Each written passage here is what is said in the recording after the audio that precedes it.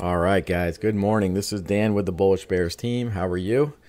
Going to do a little pre-market analysis for you guys. Got some stocks we're taking a look at this morning.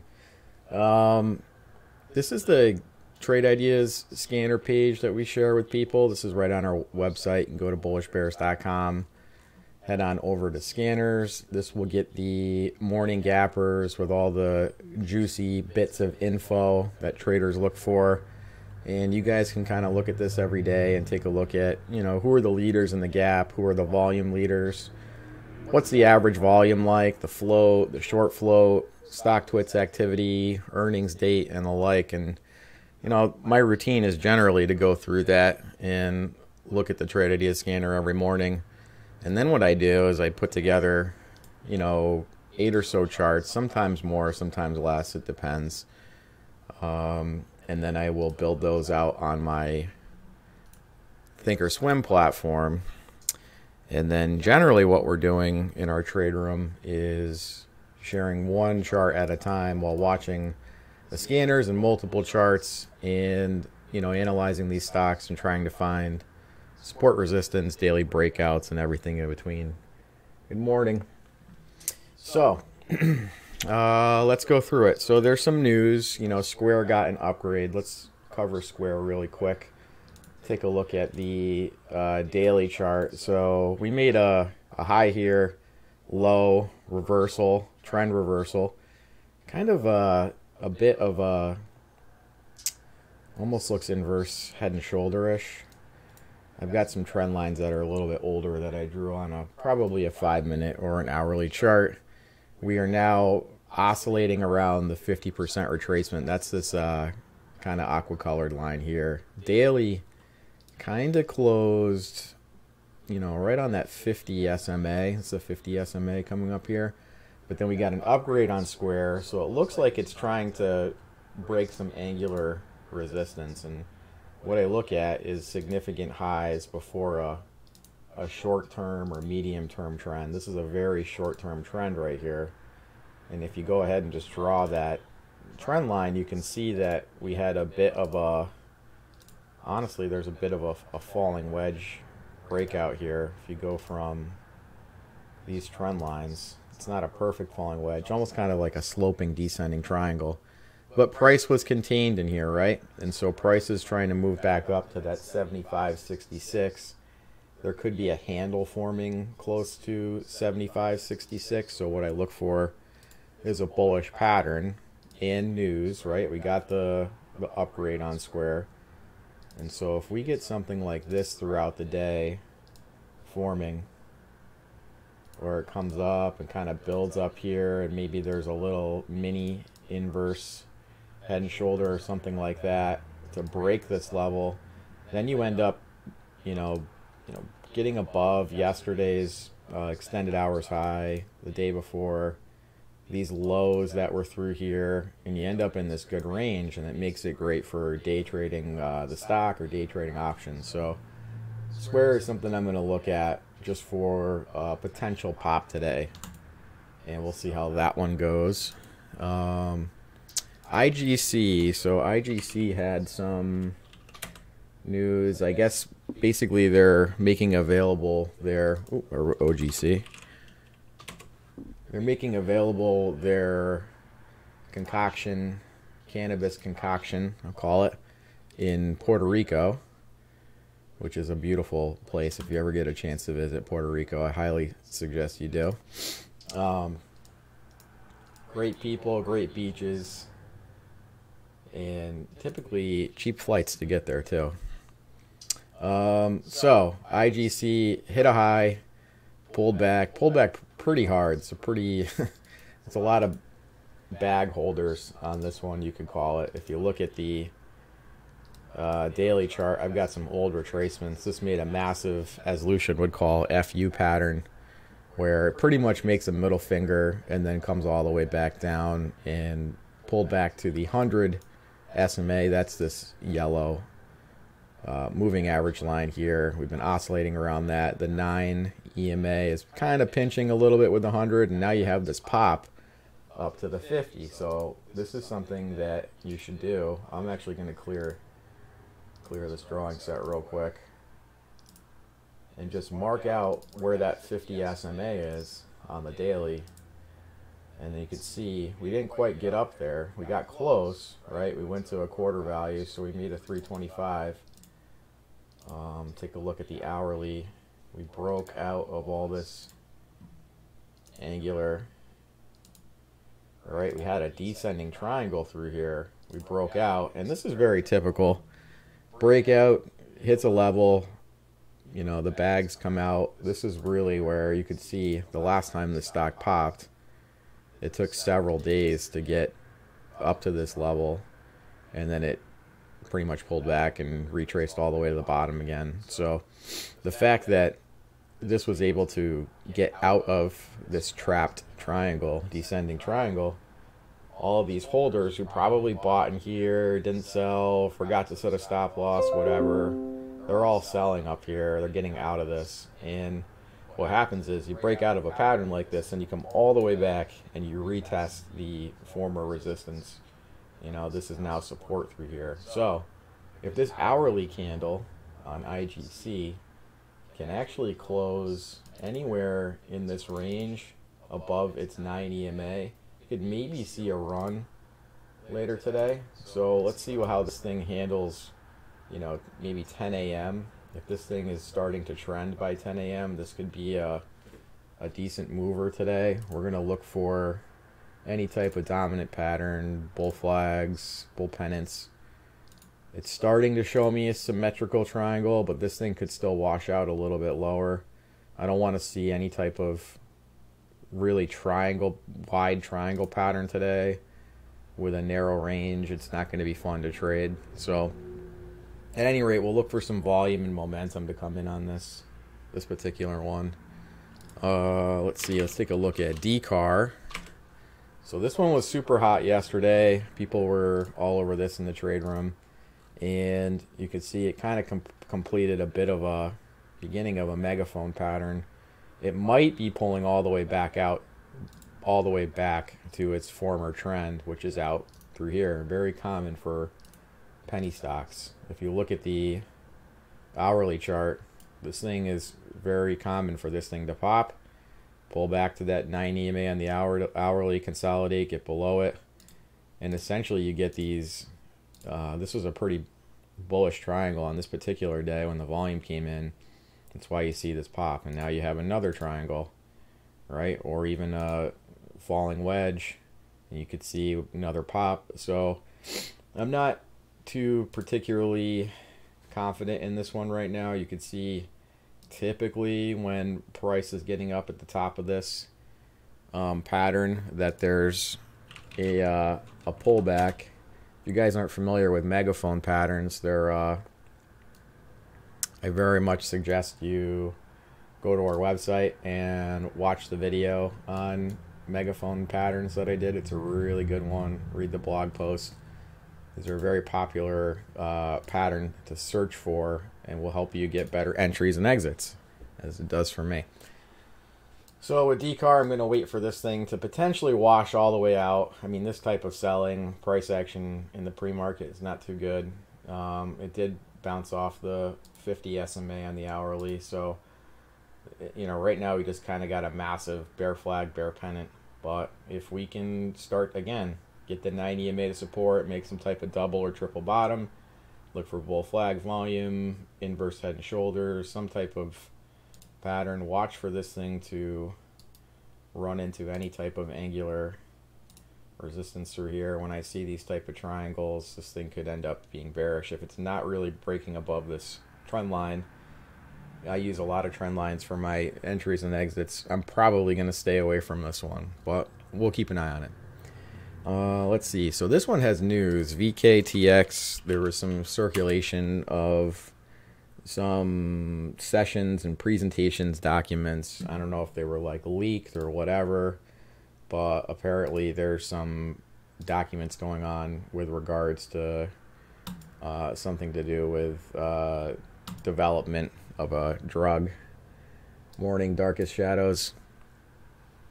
So with that being said, you can see we have kind of a nice, I like these type of rising wedges. They're not too aggressive, right? So when you can spot something like this, they're not too aggressive, but they're aggressive enough where it looks like there's some interest coming in off here.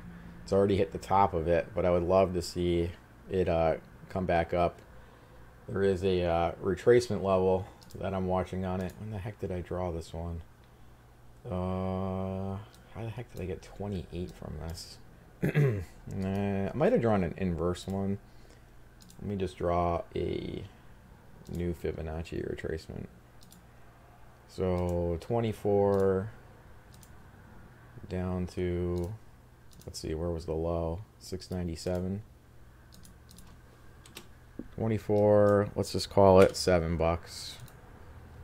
I like even numbers. All right, so there is an interesting level, this $9.13 level. This kind of looked like a head and shoulders, and then it broke back down, but now we could cup and handle through here. I like the way the 9 EMA is starting to flatten on this 5-minute chart. Let's see if any volume in action comes in off this $9.13 level. I mean, if you start seeing stuff in the 920s, 925, and we can put together some type of ascending wedge, or even just a flat top, so essentially some bull action where you get candles like this bouncing off this trend line, and then maybe some bull flags, and then some type of ascending pattern through here with a breakout out of that upper channel, could be pretty nice. But you got to watch that $10 level. This one looks like it could maybe see some action today, so that'll be up there. Hey, Christina. Hunt yesterday was pretty insane. Yep. So it wasn't like it had a ton of volume, but the price action was incredible, right? And Hunt, what can you say about it? If you just go by the minute by minute, you had an FU pattern, and then pretty much, you know, a bit of a trap through here, right, where this thing was just consolidating, and you got this really long triangle, and then all of a sudden there's just, like, you know, little oases of volume, and then all of a sudden the volume just shot up right through here after all these consolidation and moving averages. Everything's kind of pinching, and then you get the ride the 9 or the 20 EMA. You could see this thing just, you know, it's not even like the volume was crazy. Look at the volume, guys. It's really not a lot of shares, but it moved the stock. So to see what this one ends up doing today, be very careful with this if you're attempting it. It's really, with this type of volume, I would want to be an expert, or tell you that you should be trading for a long time before you trade something like this. All right, next one, GLBS. Nice high-low retracement. This thing has started to pick up some steam on the hourly. Traders were saying it was related to maybe Hunt, some sympathy from Hunt. I didn't see any news on GLBS, but essentially we've conquered this $4 range. We tried to conquer the $5 range. Quick reversal, pull back to support.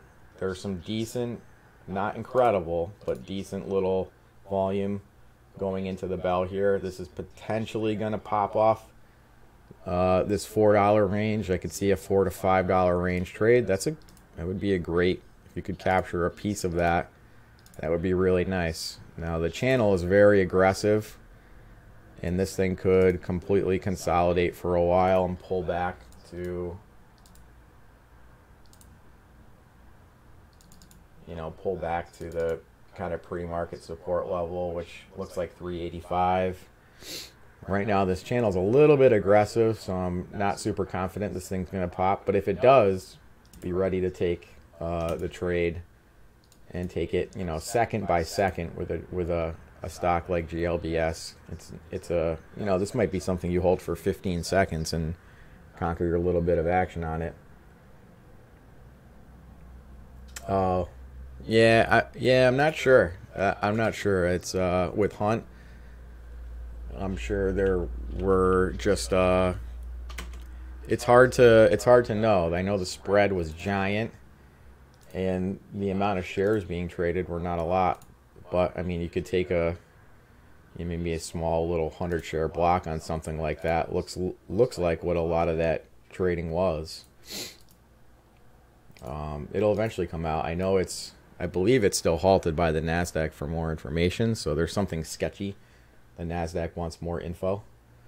So this is another one, SVMK. This is actually on our watch list, and this one's got had really nice price action yesterday, and pretty aggressive megaphone channel through here. I believe the magnet is the 1750 level, although we'll be watching 17 first for breakout through here. Some type of, this actually could make a nice little ascending triangle, flat top breakout 17. And then I got some resistance at 730, and then a magnet at 750 on my Fibonacci retracement level. But overall, like the momentum of this stock, so going to keep an eye on this one. Might be a good, you know, 10 to 50 cent mover today, and those are gimmies. Let's see, GSVC, nice pre-market. Did this one have news? I think I searched this one. I couldn't find any news.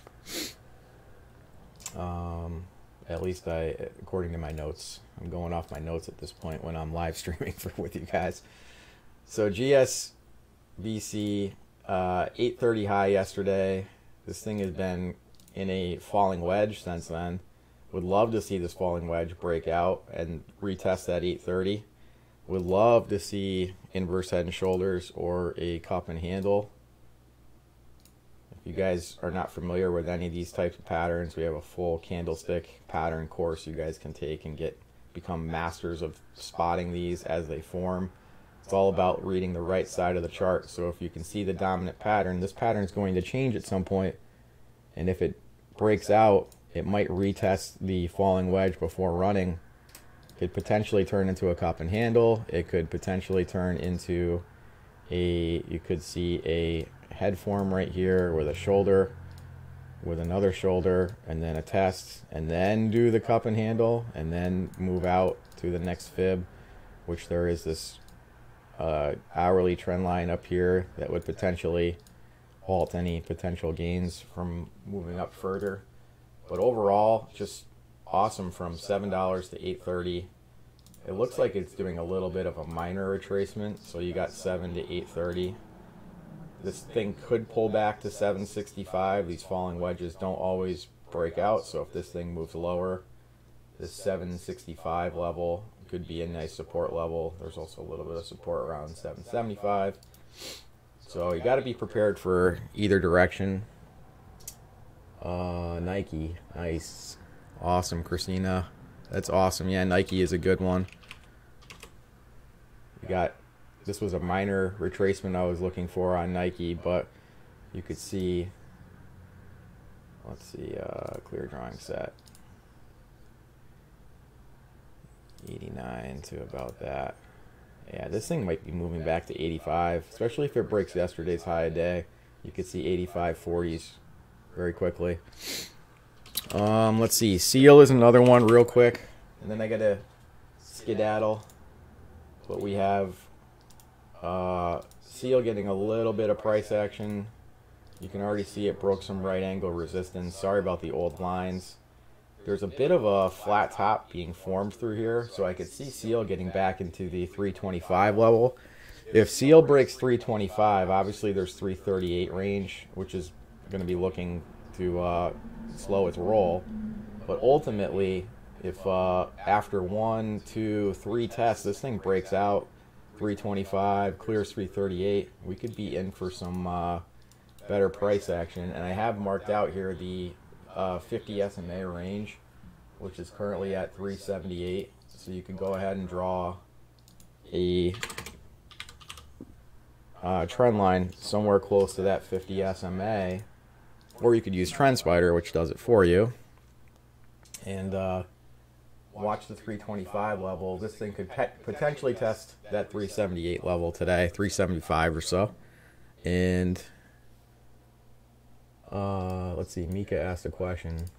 Darkest shadows. Nope, we have a full trade room that's built on our site. It's similar to Discord. We have a mobile app. We can have multiple streamers and multiple audio presenters, kind of like a Discord. And so you guys can check us out. We actually have a free trial up. We pretty much never do free trials, but we started doing them so you guys can try us for free. Join our chat rooms and check us out. And then Mika asked, penny stocks move slower in the winter. Is there a reason why? Been trying to figure this out. Yeah, it's kind of a seasonal thing. It doesn't matter by the actual season. What I mean is, like, penny stocks might be dead for a long time, and they were for a large portion of the winter. And then BPTH woke up penny stocks, I would say. The alarm clock went off, and this was back in the beginning of March. And once BPTH just did its absolutely massive move, right? You know, pretty much thousands of percent, right? From $1 to $73. And this is kind of where it all started at the beginning of March. So, you know, obviously close to spring. But penny stocks have been very hot. I've actually switched from, over a lot of the winter, I was day trading options and doing option spreads and whatnot. And now I've kind of moved over to penny stocks and starting to back off on options a little bit because penny stocks have been super hot. So, yeah. So hopefully that answers your question. I was going to cover AXSM. It looks like the bell's about to ring. I'm going to bid you guys adieu. I'll leave you with AXSM has received FDA breakthrough therapy. So this one could potentially be a very nice runner. We've got some angular resistance up here. We'll see. That's the bell. I've got an older retracement, but this magnet might be pushing up to 24 bucks. We'll have to watch this angular. It's already kind of broke out of this dominant channel through here. This wasn't a bit of a megaphone. And so this one's actually very high on my list. So I'm going to let you guys go for the bell. Thanks for watching this live stream. I'll be doing more live streams for you guys in the future. Again, check us out, bullishbears.com. You guys can, you know, try the trial, join our room, see what we're all about. And then, yeah, hopefully you guys enjoyed the stream, trade safely, and I will see you guys next time.